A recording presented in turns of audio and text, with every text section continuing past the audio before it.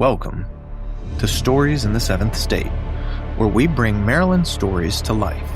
I'm your host, Shane Hall, and each week we'll explore the real, the remarkable, and the rarely told stories that shape life in the Seventh State. From local legends to hidden histories and modern-day makers, these are the stories that define Maryland.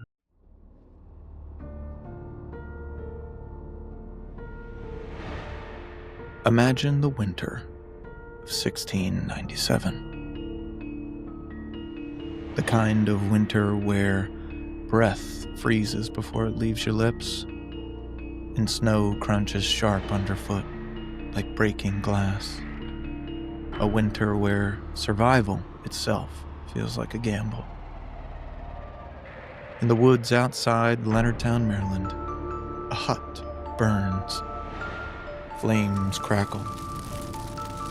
Sparks rise into the black sky.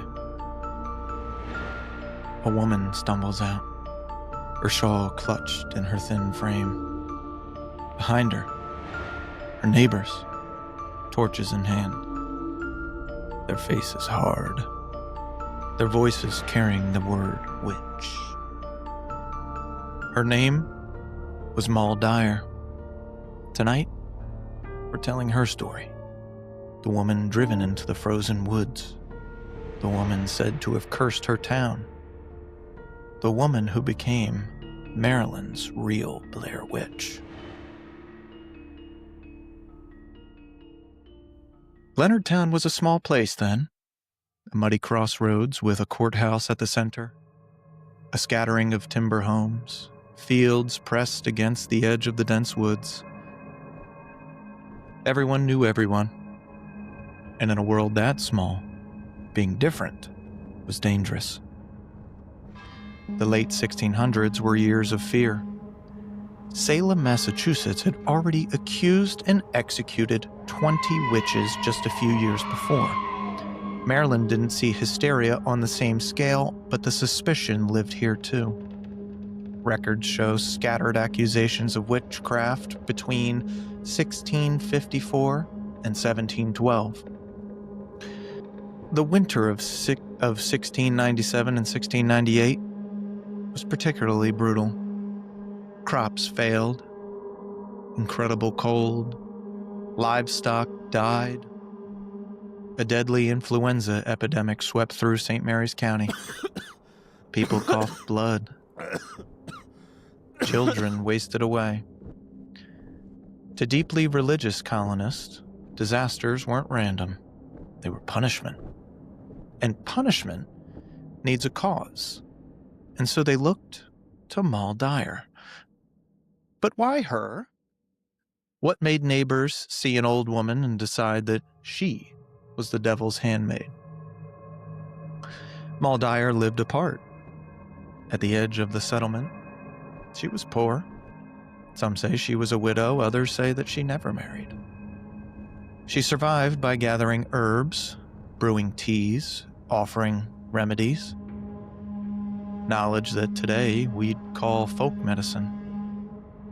Back then it could make you useful or suspicious. Neighbors whispered. If the cow died, it was Moll. If the fever spread, it was Moll. And when enough went wrong in their minds, it had to be her fault.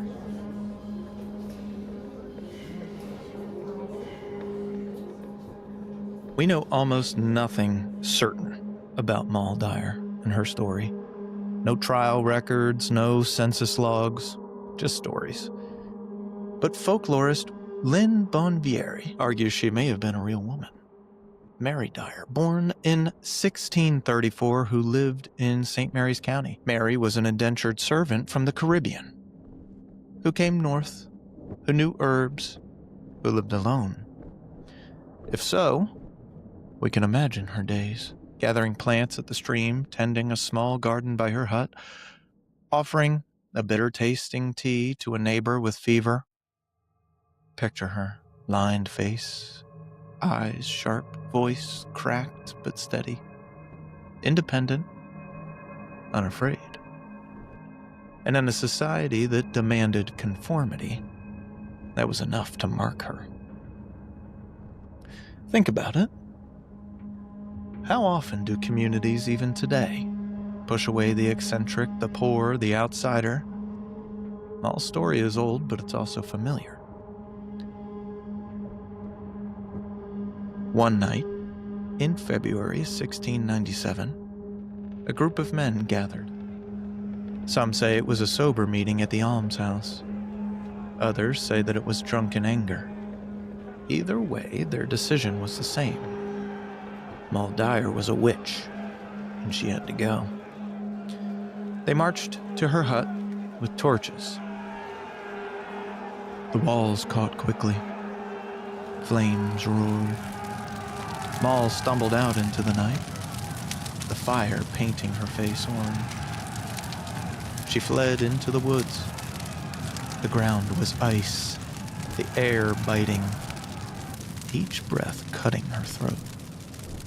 Branches clawed her arms, snow fell heavy.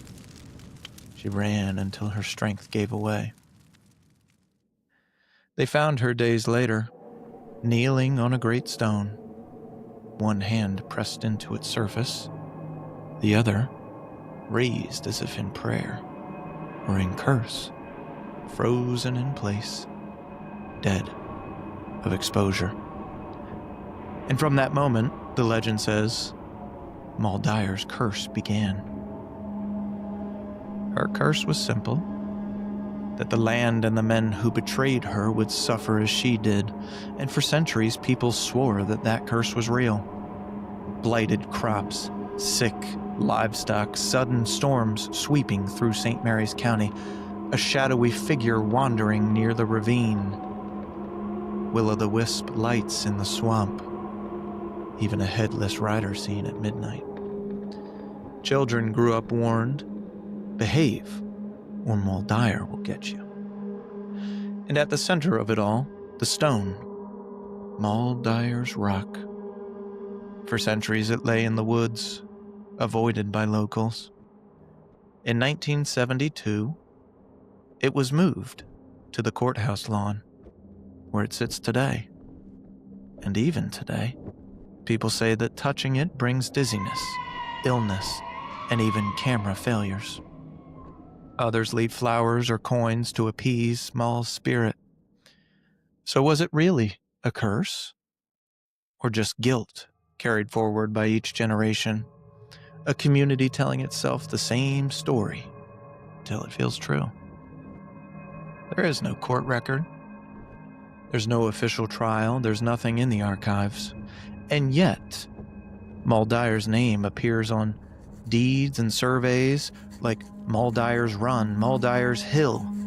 And in an 1892 newspaper, the St. Mary's Beacon, has an account that retells her discovery frozen on the stone. By the late 1800s, her story was entrenched enough that newspapers repeated it as fact. Here's the paradox.